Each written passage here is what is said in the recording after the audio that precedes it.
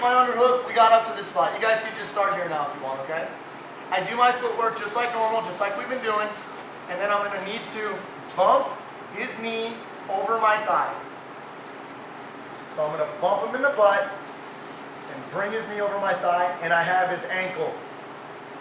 Okay? I have the underhook. Things to watch out for. Tristan puts his hands on the mat. Both. And he back steps. Going for a reverse back. Yo, he can leg lock for sure. There's knee bars all day, right? Or he can keep his hand here, right? And he can hold my leg, kick free, and anything starts to come out. He can do stuff like that.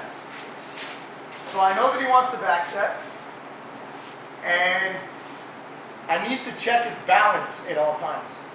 So if I'm checking his balance, bumping him, moving him, turning him, yanking him, he's not able to be offensive.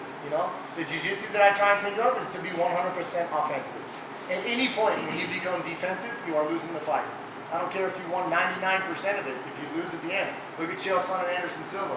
Doesn't matter. Jiu-jitsu you can win at the end in the last 5 seconds, right?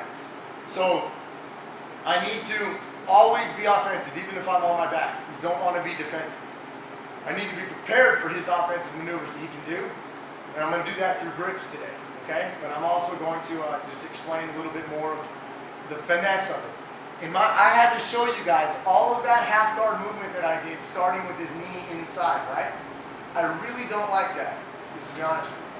But it's easier to start teaching the beginner people that way. Even people who aren't, not even going to say beginners, people who aren't used to that half guard movement series. Because when that knee is through, go ahead and bring your knee through. When that knee is through, like we did earlier, you guys can tell that I can just move my abs and it rolls them right over. I could also start to come up and trap his sleeves. So if I trap his sleeve and I bump him in the butt, he's going over and he has nothing to put on the mat. That goes for both sleeves, his lapels, and his belt. So the knee bump is going to become real big. I'm going to be kneeing him in his butt so that his body gets bumped forward. His weight coming off of me allows me to get up, allows me to reverse him, blah, blah, blah. Now, with Tristan's knee through, he's also, this is why I taught the other version first, he's also closer to passing my guard. This is a knee cut right here. If you're not very, very knowledgeable in the half guard, and you just play this game, or you learn this game first, and you do this, no, you don't have to move. Yeah, just move your foot. Just move your foot down pass. That's how small that mistake is, and it could just completely and utterly screw you right there. You guys get what I'm saying? Yes, sir. So that's why I taught it that way. Don't think, oh, why'd you teach us that? You got to have those fundamentals, and you got to start in some kind of half guard. So we started you at the bottom of the barrel. Let's go back through. I'll get the legs going on. Underhook. Switch my legs. I'm going to bump his knee over, dip him with my underhook, because right now he's heavy on his feet. I need to make his feet light in order to move his knee. So I'm here, and then I switch, and he'll usually come back up. If he doesn't, that's all good. But now I'm here. Look at my swivel, guys. See how easy that was?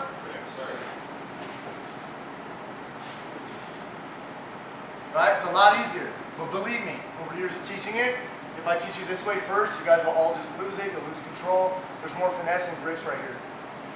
Anyways, so this is good. And there's all kinds of stuff, guys. If you don't know any of the things that you can do from this position, there's so many different things that you can do from this position. There's inverted arm bars, all kinds of stuff. But right now, we're going to move his knee through on your own accord. You never want someone like Tristan starting to naturally, just because we're doing the demonstration. If they bring their knee through on their own accord, they're passive. They did something first. I don't want them to do something first. I need to do something first, and then the next move. You always got to stay one move ahead. So I'm here. I switch my feet. All right, I get that leg hooked, and I can't just bump that knee over. See how heavy Tristan is? And I chose Tristan for this one because he's heavier than me. So imagine you're doing it with someone heavier than you if you're not doing it right now with that partner. He's not going to move like this. So when I dump him, makes his knee like, whoop.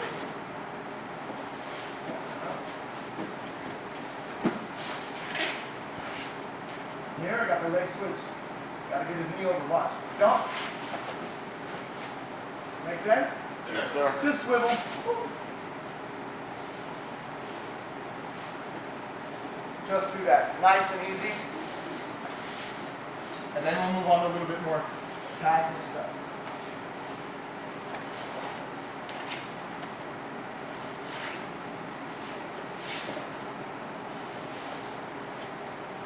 Ready, set?